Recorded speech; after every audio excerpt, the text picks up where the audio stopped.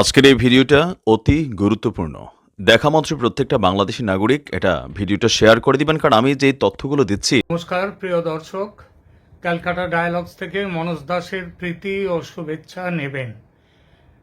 গত কয়েকদিন ধরে আমি বলে আসছি আমার এই চ্যানেলে যে বাংলাদেশে খুবই দ্রুত একটা ওলট পালট ঘটতে চলেছে।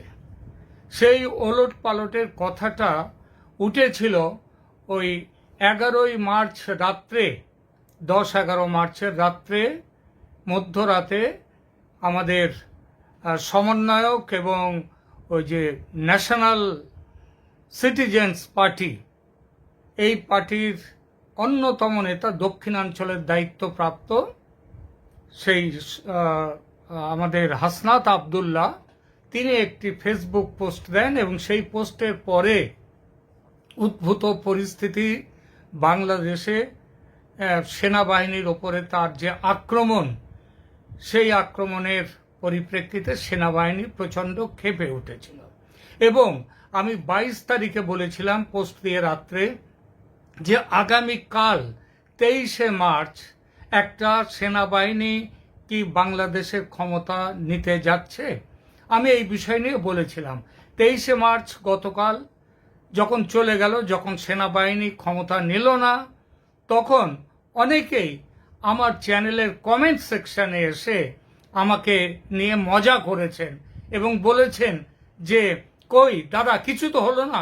কেউ আবার বলছে আপনি আপনার মতো থাকুন, তো বাংলাদেশ নিয়ে মাথা ঘামাতে হইব না, এইরকম কথা। এবং আরও অনেক বাজে কথা বলেছেন, অনেক বাজে কথা, এমন কিছু কথা যেগুলো আমাকে ডিলিট করে দিতে বাধ্য হয়েছি এবং তাদেরকে আমার এখানে হাইড করতে, তাদেরকে লুকিয়ে দিতে, যাতে তাদের কিছু দৃশ্যমান না হয় কমেন্ট সেকশনে তাদের দেয়া কমেন্ট, সেই ব্যবস্থা নিতে হয়েছে।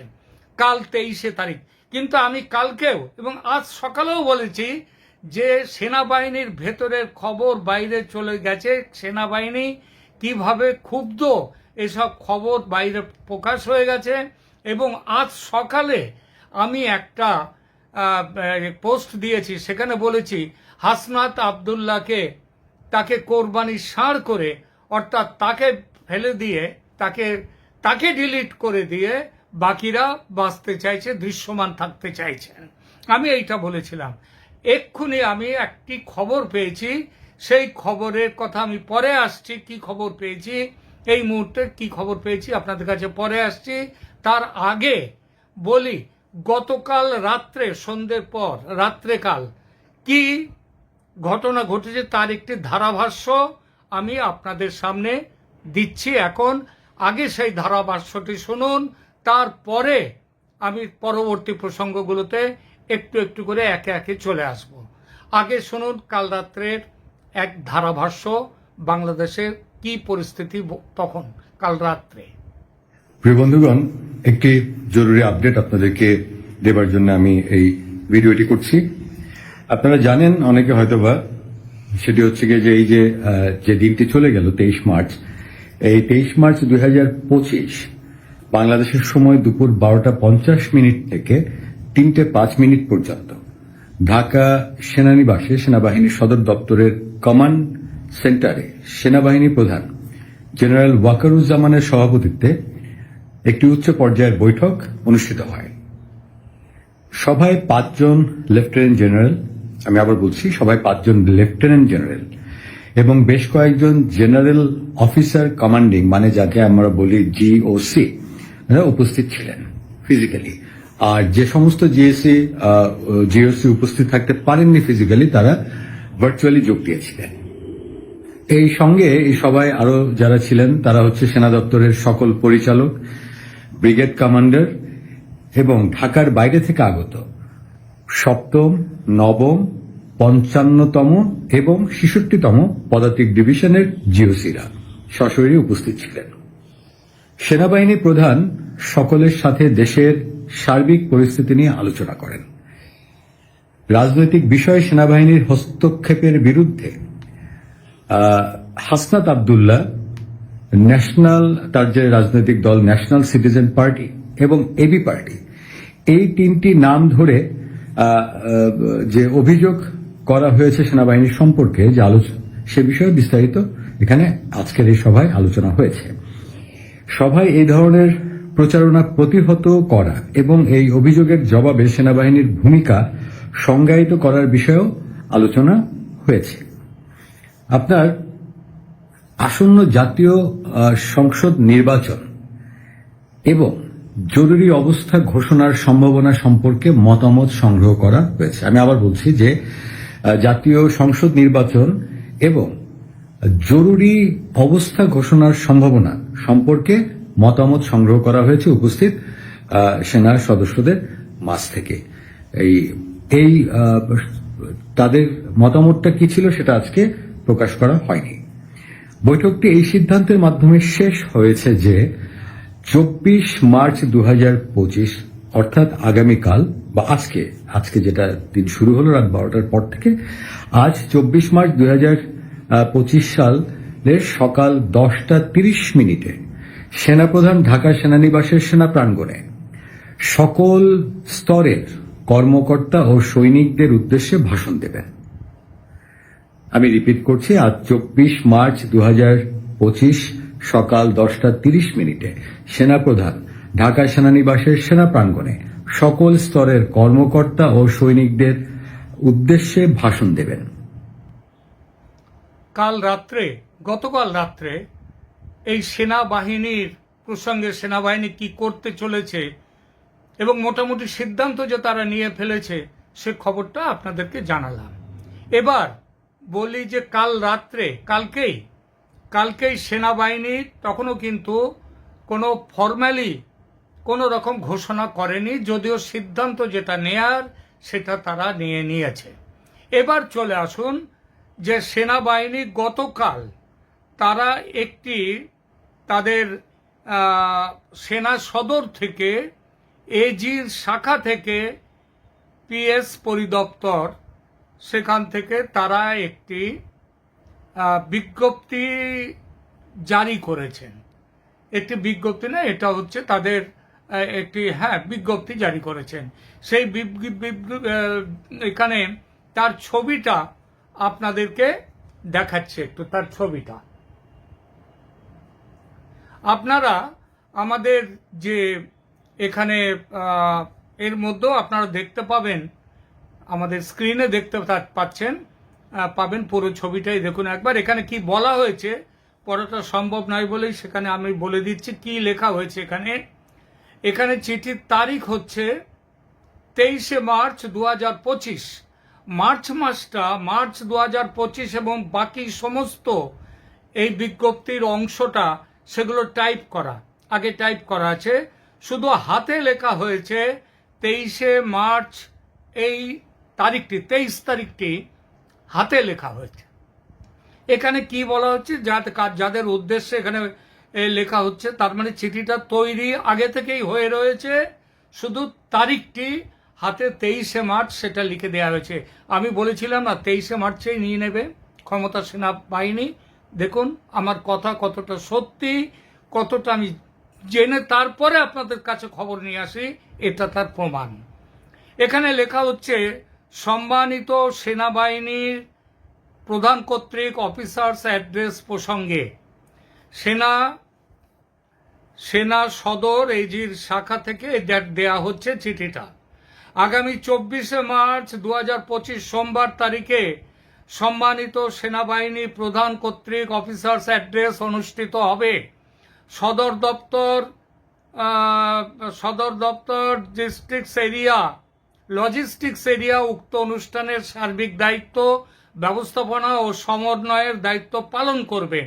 অফিসার্স অ্যাড্রেসে সামরিক রীতিনীতির ব্যাপারে বরাত ক ও খ অনুসরণ করা হবে। ওপরে লেখা আছে একটা স্থান, ঢাকাস্থ ইউনিট প্রতিষ্ঠান সংস্থার জন্য অফিসার্স অ্যাড্রেস সেনা প্রাঙ্গণ ঢাকা সেনানিবাসে অনুষ্ঠিত হবে। অন্যান্য ইনফরমেশন ও মিশন এলাকার অফিসারগণ বিটিসির মাধ্যমে সংযুক্ত থাকবেন।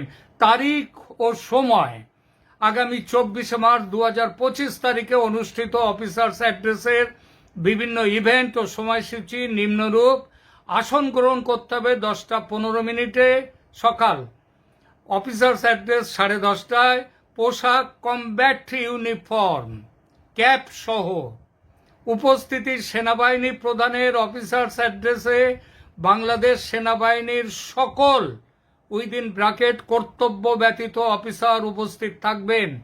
ঢাকা ও মিরপুর ঢাকা এলাকার কর্মরত সকল অফিসার প্রেষণে নিয়োজিত এবং ছাত্র অফিসার সহ অংশগ্রহণ করবেন। 2. স্টেশন সদর দপ্তর ঢাকা প্রেষণে নিয়োজিত অফিসারগণের কোটা বরাদ্দ এবং অংশগ্রহণ নিশ্চিত করবে।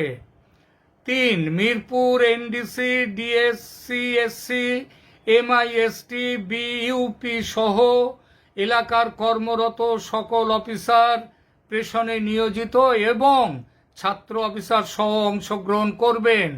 অন্যান্য সকল এরিয়া সর্বোচ্চ সংখ্যক অফিসার ভিটিসির মাধ্যমে অংশগ্রহণ করবেন। মিশন এলাকার কর্তব্যে নিয়োজিত ব্যক্তিবর্গ ভিটিসির মাধ্যমে অফিসার্স অ্যাড্রেসে অংশগ্রহণ করবেন। সেনা সদর, জিএস শাখা ও পরিদপ্তর মিশন এলাকায় নিয়োজিত অফিসারগণের অংশগ্রহণের ব্যাপারে প্রয়োজনীয় নির্দেশনা দেবেন। আজ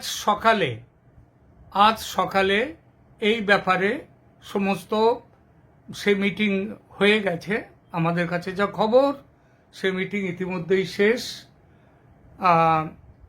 এবং ঢাকার যে কোনো মুহূর্তে ফরম্যালি আসলে সমস্ত জায়গায় সৈন্য তাদের দখল নিয়ে নিয়েছে সেনা, কিন্তু কি জন্য এইবার আলোচনা একটু করার প্রয়োজন, সেটা হচ্ছে সেনা তো 5ই আগস্টে ক্ষমতা নিজেরা নেয়নি।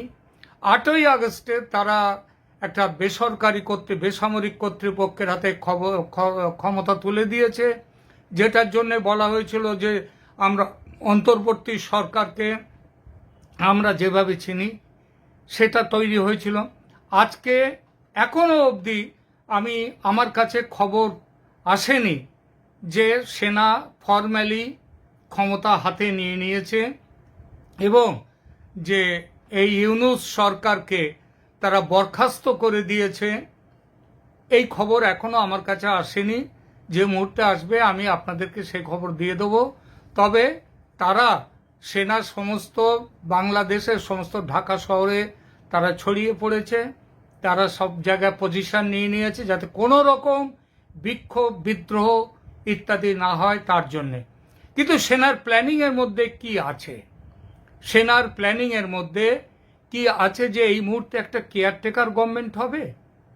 এই যে সরকার, ইউনূসের সরকার চলে যাবে, তার বদলে তারা কি কোনো কেয়ারটেকার গভর্নমেন্ট করবে, নাকি একটা ন্যাশনাল গভর্নমেন্ট যেটাকে জাতীয় সরকার সমস্ত দলের নিয়ে করবে, নাকি এই মুহূর্তে সেনা তাদের নিজেদের হাতে ক্ষমতাটা নেবে? আমি ব্যক্তিগতভাবে মনে করি এই মুহূর্তে এক্ষুনি কোনো রকম জাতীয় সরকার বা কেয়ারটেকার সরকার গঠনের পরিকল্পনা এই মুহূর্তে সেনার থাকতে পারে না, কারণ তাতে সমস্যাটা আরও বেড়ে যেতে পারে।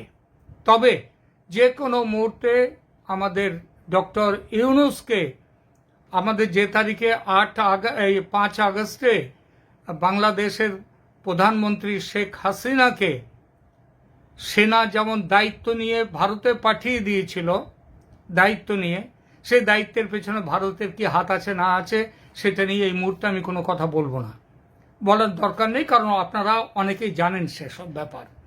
কিন্তু সেনা দায়িত্ব নিয়ে শেখ হাসিনাকে সেদিন ভারতে পাঠিয়ে না দিলে শেখ হাসিনা আসতে পারতেন না এবং তার সেদিন মৃত্যু অবধারিত ছিল। সেখানে স্নাইপার ফোর্স পর্যন্ত ওই গণভবনের ভেতরে ঢুকে গিয়েছিল। আপনারা পরে সেসব খবর জেনেছেন অনেক এবং আগামী দিনগুলোতে আরও বেশি করে জানবেন। এখন তাহলে প্রশ্ন হচ্ছে কি ধরনের সরকার তৈরি হবে?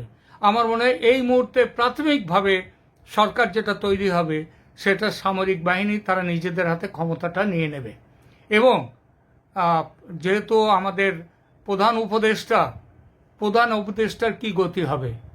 তিনি তো ভারতে আসবেন না, ভারতে আসবার মুখ নেই তার, এবং ভারত তার জন্য কোনো রকম, ভারতে নিয়ে আসার জন্য কোনো রকম চেষ্টা চরিত্র কিংবা কোনো রকম ব্যবস্থা আগ বাড়িয়ে করতে যাবে না।